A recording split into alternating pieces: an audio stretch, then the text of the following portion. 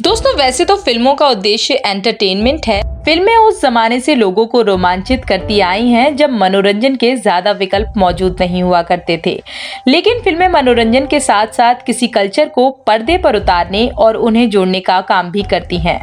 किसी भी film industry की फिल्म एक विशेष भाषा में ही निर्मित की जा सकती है, जिसे अन्य लोगों को जोड़ने के लिए उसकी अन्य भाषा में काफी बारीकी से डबिंग की जाती है। इससे फिल्में न सिर्फ अधिक से अधिक लोगों तक पहुंच पाती हैं, बल्कि फिल्म निर्माता को कमाई का ज्यादा अवसर भी मिलता है। अब चाहे वो हॉलीवुड की फिल्मों को हिंदी में डब करना हो या बॉलीवुड की फिल्मों को दुनिया की किसी अन्य भाषा में डब करना हो, उसमें वॉइस ओवर आर्टिस्ट का एक बड़ा रोल होता है।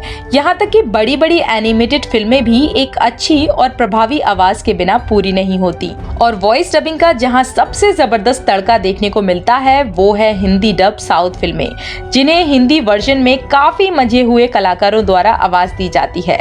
वैसे तो इन फिल्मों में किसी भी किरदार को आवाज देना काफी चैलेंजिंग है, लेकिन आज हम उन बड़े वॉइस ओवर आर्टिस्ट की बात करने वाले हैं जो विशेष रूप से किसी बड़े साउथ अभिनेता के वॉइस ओवर के लिए जाने जाते हैं, जिनकी वॉइस डबिंग साउथ के बड़े बड़े सुपरस्टारों की आवाज ठीक वैसे ही बन गई है जैसे कभी बॉलीवुड में किसी गायक को किसी खास अभिनेता की आवाज माना जाता है। नमस्कार दोस्तों, मैं हूं आकांक्षा और आप देख रहे हैं नारद टीवी। दोस्तों हम इस लिस्ट की शुरुआत करते हैं तेलुगु फिल्म इंडस्ट्री के एक ऐसे लोकप्रिय एक्टर से जो लीड रोल में नजर आने वाला चेहरा नहीं बल्कि कॉमेडी की बादशाहत रखने वाले शानदार अभिनेता हैं। 1100 से अधिक फिल्मों में काम करके गिनीज वर्ल्ड बुक में रिकॉर्ड बनाने वाले ब्रह्मानंदम के लिए फिल्मों में एक अलग से किरदार रखे जाते हैं, क्योंकि इनके कॉमेडी रोल की एक अलग ही दीवानगी है। इसलिए इस रोल की अच्छी डबिंग भी काफी मायने रखती है। और तेलुगु फिल्मों के हिंदी डब में जो अक्सर इन्हीं के रोल को आवाज देते हैं वो हैं विनोद कुलकर्णी। विनोद कुलकर्णी वैसे तो मुख्य रूप से एक बड़े वॉइस ओवर आर्टिस्ट हैं, लेकिन ये हिंदी और मराठी सीरियल में अभिनय भी कर चुके हैं। इन्होंने 1986 में अपने डबिंग करियर की शुरुआत की थी, जिसमें अब तक ये 20,000 से ज्यादा कॉमर्शियल वॉइस ओवर कर चुके हैं।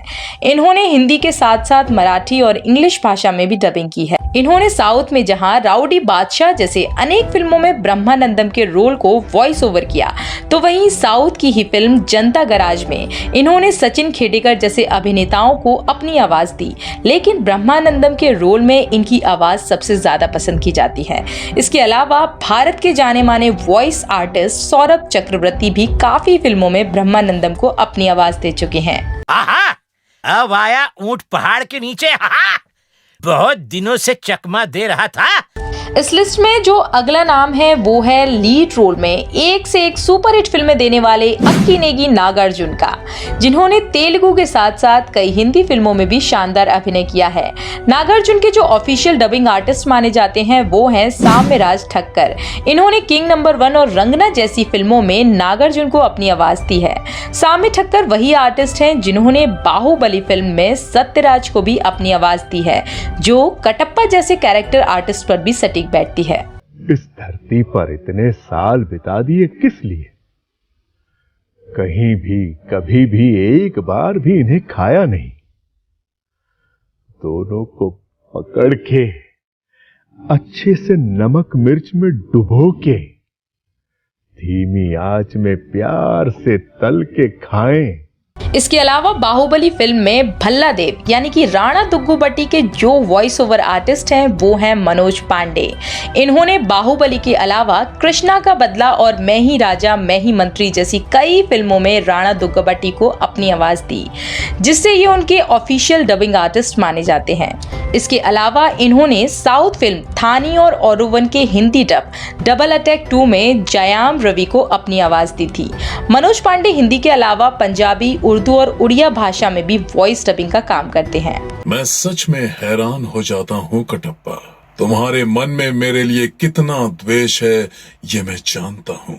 दोस्तों तेलुगु के सुपरस्टार रामचरण की कोई ना कोई फिल्म हम सभी ने ही देखी होगी। रामचरण की जो आवाज हमें हिंदी डबिंग में सुनाई देती है वो वॉइस ओवर आर्टिस्ट सुमित कोल की होती है।